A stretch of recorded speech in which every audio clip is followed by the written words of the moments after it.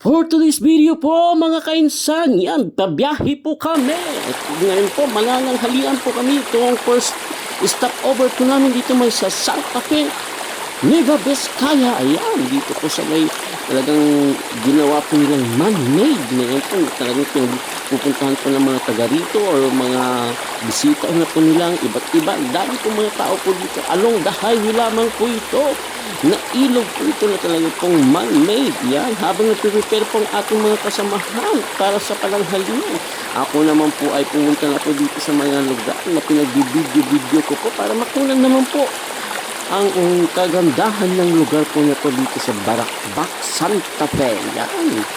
Sila po, abali, ang nagmamalis na po dito ay ang mga barangay official. Ayan, punta ako, bumaba po ako dito sa may falls niya na ginawa po nila kasi parang dam po siya. Ang itsura po, yan.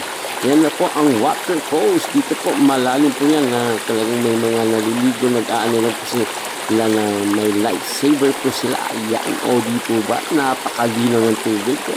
Pag maliligo ka po dito talagang marirefresh ka. O dito ba? Kaya, ayan po, halina po kayo sa lahat po ng ating mga kaibigan na nakapanood po dito. Halina po kayo dito sa may Barakbac, Santa Fe. Ayan po, dito ba? Napakaganda at napakalinis. At alam niyo po ang klima po dito is medyo malamig. Pero ang panahon po natin ay mainit. Ayan.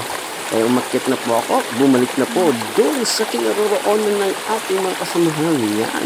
Ito na po ang final video ko dito sa Barakbac. Ayan, mga water falls ba yan? Ano? Kasi man-made lamang po at ang mga bata. Yun, talagang masayang masaya.